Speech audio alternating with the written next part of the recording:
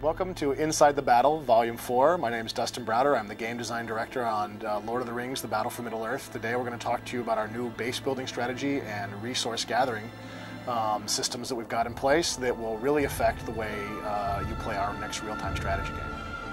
This is Inside the Battle. So we've got a brand new system of building bases. One of the things that EA has really encouraged us to do in this product is to innovate, and try to create a brand new experience in real-time strategy games.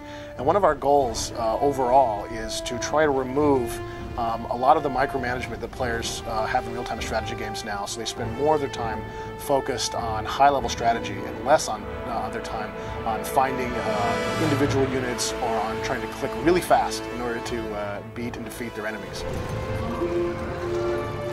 So one of the things that we've done, as you can see here, is we've got these plots that are inside your castle and they're outside your castle. You can just click on these plots, and almost immediately you can see the options for what you want to build there comes up almost right underneath your mouse. And you can just move your mouse just a tiny bit to decide what it is you want to build in this plot. And this makes these plots extremely easy to use. You don't need to go find a dozer. You don't need to go find a peon or some other character to build your base. You can just click on your base and upgrade it in however way that you want to upgrade your base. The ease of use factor is not just for the casual players who may be coming to real-time strategy for the first time because they love Battle for Middle-earth.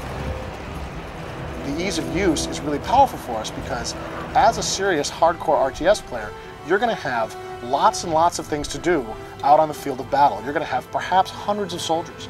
You may have half a dozen heroes that you have to manage and control, and each one of these heroes has 3 or 4 different powers that can be fired at different times at the appropriate moment or at the not appropriate moment. So you've got a lot going on out in the field that you need to concentrate on and not be concentrated so much on exactly where you're going to put each building and what's going to happen with each building. You need to be able to go out and deal with the strategic problems that are happening on the field of battle.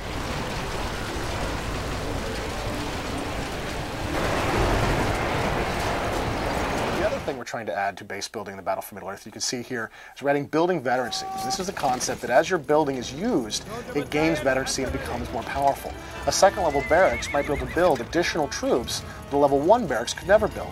A second level barracks might build those same additional troops more cheaply than a level 1 barracks has ever had before. So as the player uses these barracks, they gain experience points and go up in levels. So you as a player have to make choices early on about the kinds of units you want to have later in the game. And these will affect your strategies early in the game. This building veterancy is also a very powerful tool for strategy for us because it means that some of your buildings are much more important than they ever were before. So in our previous Command & Conquer games, if you built a barracks, say, for a couple of $100 and somebody blew it up, hey, no biggie. I'll just plunk down another couple $100 and I'll build another barracks. It's all just good to go.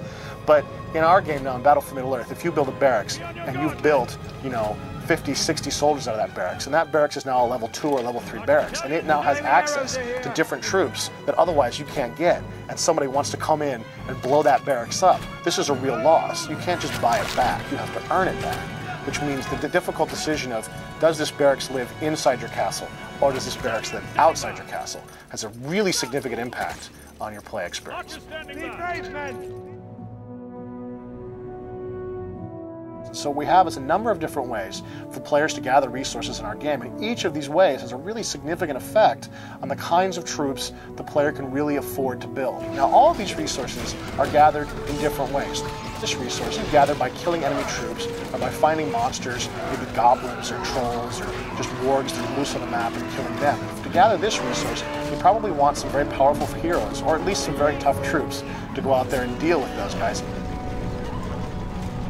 If you want to gather this resource as your primary form of research, and it can be very lucrative to do, you need to sort of invest early in your troops and maybe not invest so much in the other 3 possible resources. You can also invest in steel. Now, if you build a blacksmith, as you can see here, or if you build a forge, this building will start creating steel for your side, which goes into your generic resource pool, but it has a real impact on the kinds of forces you can build because each steel mill, each forge, each blacksmith reduces the cost of upgrades and certain troop types. So if you have, say, 4 forges, all of your upgrades are 4 times more cheap than they would be ordinarily if you didn't have these forges.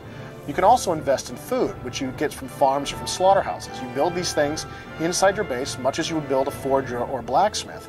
But these, again, if you have 3 or 4, you get a cumulative bonus for your farms for the kinds of troops that you can build. So for instance, if I am a Gondor player and I've chosen to build 4 farms, I might have as much as 40 or 50% off all of my infantry costs. This means I'm an infantry player. I'm going to build a lot of archers, I'm going to build a lot of soldiers, I'm going to try to beat you with those. On the other hand, if I'm that same Gondor player, but instead I've chosen to build 4 blacksmiths, now I have a huge bonus on siege weapons, I have a huge bonus on building various upgrades, and so I will probably have a much smaller, much more dangerous force than the player who chose to build nothing but farms. And the final kind of resource that's only really available to the villains in the game, only available to the forces of Isengard and Mordor, is, of course, the lumber mills, which they can use to chop down trees. And lumber mills are kind of a big wins, big loss investment for the bad guys. But of course, the lumber mills are far from your base. They're far from any safe haven. They have no proper defenses, and they're completely exposed to enemy attack. And so the evil player has to kind of decide when's the appropriate moment to go for lumber. When am I going to be able to do this without just getting my lumber mill blown up and all my guys killed?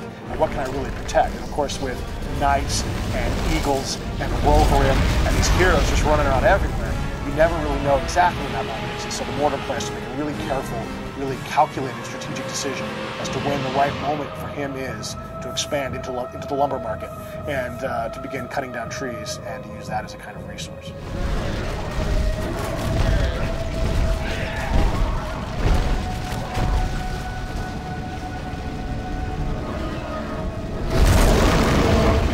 Power of the Enemy is coming this November.